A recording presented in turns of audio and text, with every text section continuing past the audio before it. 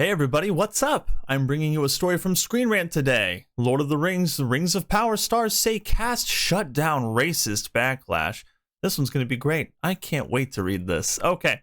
Ismael, Cruz Cordova, Sophia Navette, and Cynthia Dye Robinson explain how the cast of the Lord of the Rings of Power shut down and overcame the online racist backlash the show experienced.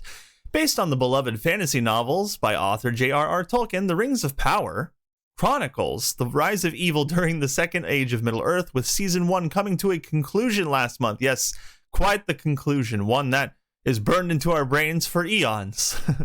Taking place thousands of years before the events of Peter Jackson's The Lord of the Rings trilogy, the Prime Video series introduces a host of new characters for audiences to root for, in addition to bringing back some familiar names, because that's really all they have to bank on when the characters that they made up are not enjoyed by anyone watching them. But let's read on. While reception to The Rings of Power Season 1 has been generally positive, I'm not sure where those generally positive reviews are coming from. I've read the Amazon reviews. I'm pretty sure we've all read many of the Amazon reviews and have listened to various videos and opinion pieces that people are just calling it trash, but okay. The show came under intense fire before its first episode had even aired. In a departure from Jackson's approach to Tolkien's source material, the show cast actors of color in the roles of elves, dwarves, and Harfoots. Why? Who knows? The Hobbits' ancestors, by the way, hate the Harfoots. The Harfoots are the worst group of characters I've ever seen created for television. They're nothing like the Hobbits, okay? They're psychopathic murderers. They kill their own, and for fun, I think, because there's no real benefit to leaving anyone behind other than just you getting to your destination faster with little resistance. I don't know, but killing people and just being like, hey, sorry, but you're falling behind, go to the back of the line, get lost in the woods, get eaten by wolves, that's our ancestry, and it's worked for so many thousands of years. Okay, yeah. Cordova, Novette, and Dye Robinson, who play Arondir, Princess Diza, and Queen Regent Muriel respectively, became the subject of harsh racist backlash from a vocal minority of fans who took issue with the Rings of Power's diverse casting. Most of the people that I've talked to who don't like the show say that they don't like it because the writing is terrible. Galadriel as a character is terrible. It's nothing like the Galadriel they grew up knowing and loving. And they say that the direction is terrible, the pacing, the time jumps, things that just absolutely make zero sense, kind of like how Mordor was created in the TV show, which was just an abysmal catastrophe of astronomical proportions. I don't think I can get any bigger than that, but let's continue. Although the backlash continued throughout the airing of the show, its intensity seems to have diminished over time. Thank goodness those horrible, trolly, toxic fans finally backed off of us. Now we can focus on writing season 2 into the ground. We can just continue to ruin the series as much as we like, because now people are finally starting to back off. And that's all we wanted. In a recent interview with Variety, The Lord of the Rings of Power stars Ismael Cruz Cordova, Sophia Navette, and Cynthia Dye Robinson reflect on the racist backlash they experienced and how they dealt with it. The actors explain that while the backlash persists in some circles, it was shut down in many ways as their characters became more fully developed. Fully developed in what way? I did not see any character arcs that had a satisfying or fulfilling conclusion, but I guess we're about to find out. Check out the full comments from Cordova, Navette, and Robinson below. Great. I can't wait to hear exactly what they think about us and the show that they were a part of. I'm sure they're going to tell us the truth, right? Okay. Cruz, the fact that the attention was shifted towards that shows you what the power of shows like this is. The fact that it hit that nerve and that our being in it created such a response just brings attention to the greatness of fantasy. The greatness of Lord of the Rings and why it's actually good that we are here. Yeah, how Lord of the Rings it is for you to be in this show is just strictly based on the color of your skin. I'm sure that merit and acting skills and, experience in the industry played no part in this. It's all about checking off those diversity boxes for those clicks and sweet, juicy reviews, right? Except the juicy reviews happen to trash the choices in the show, and it's really not the casting that's the problem, it's the writing. It's just awful, and the writing does nothing for you actors and actresses who are a part of the show. But go ahead, let's keep defending it. What does Dye Robinson have to say? In order to not have such an impact, the pendulum has to swing. Oh, actually, you know what? Let's rewind for a second. There was a bunch I didn't read. Did it become a bit too much? Absolutely. It's taken airtime from the depth of who we are as artists, but it just shows you where we are in the world and how much work we still have to do. I'm just very grateful that it's us who are able to recalibrate, break form, reshape, and make history. It's us who are tolerating. It's us who are okay with all of this backlash that we're getting, because we're just going to keep doing the show no matter what. It doesn't matter if we piss off all of the fans in the world who love Lord of the Rings and Peter Jackson and J.R.R. Tolkien. It's about us. It's about how we feel, and we want to be a part of this no matter how terrible it is. Wonderful. All right, now let's go to Adai Robinson. In order to not have such an impact, the pendulum has to swing. We are right in the middle of that process. We just want to normalize. Normalize what? We do have to discuss it, because we are now in a space in society where need to, now and again, acknowledge exactly what is happening. What is happening exactly? Do you think that this is some kind of racist uprising? That the Rings of Power is really just an amazing TV show, and all of us are just bonkers and cuckoo for questioning it and questioning the writing, questioning the terrible choices that the directors and the creators of the show have made, kind of like attacking the fans, calling them patently evil? Are we the stupid ones? Are you the ones who are tolerating? We just want to normalize this, guys. Let's normalize it. I hate that word, normalize. What do they mean by that?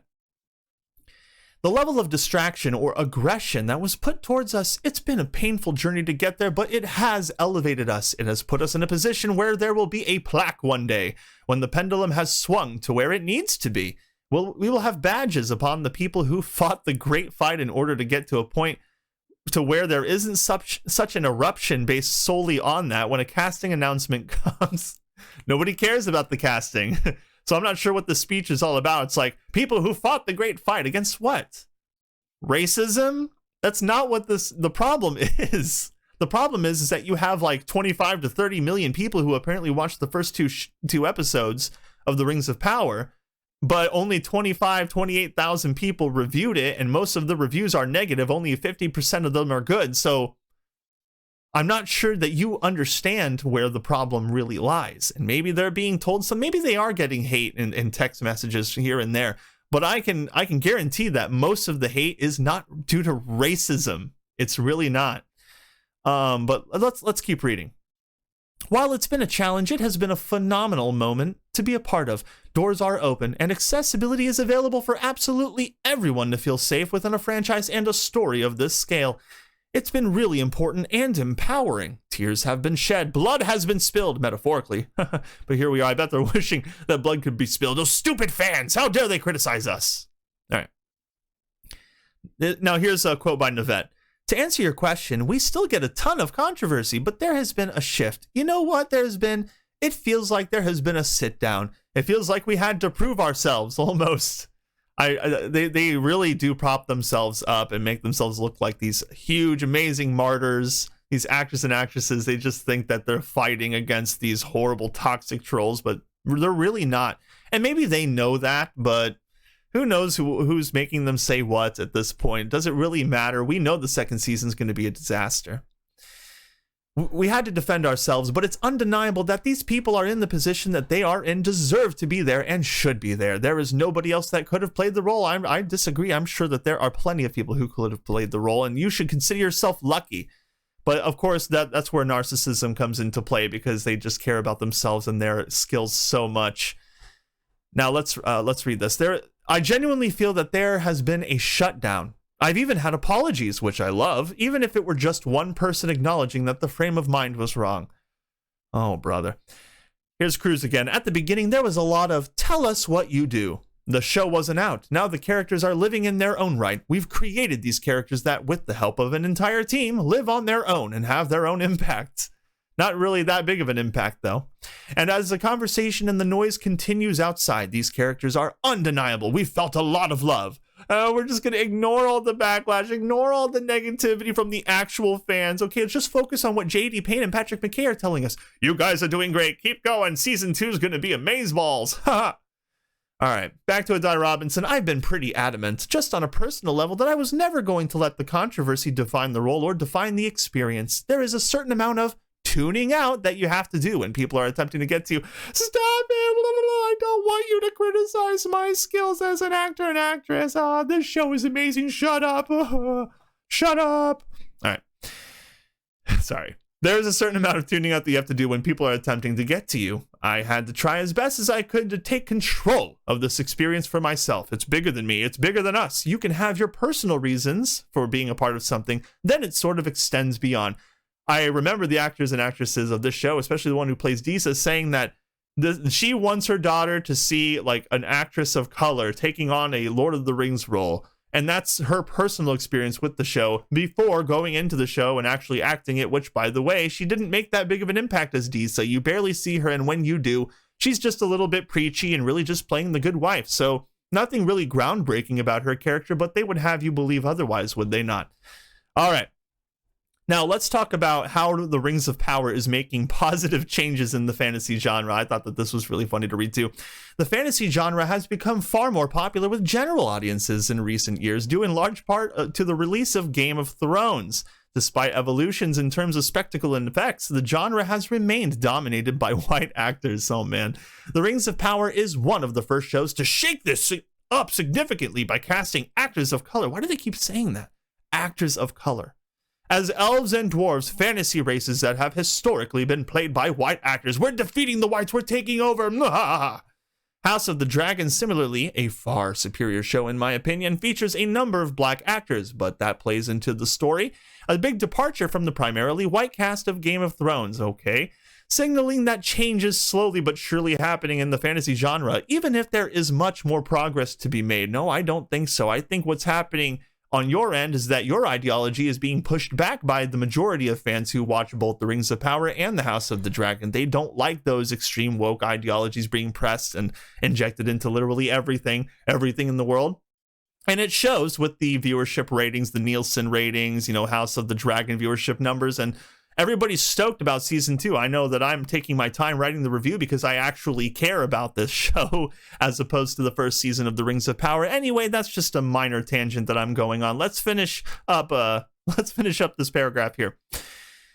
While there have been a number of valid criticisms levied at the Rings of Power regarding narrative pacing and other storytelling issues, which is mainly the focal point of everybody's criticisms of this show in the first place, the backlash regarding the casting of actors of color is truly unfounded.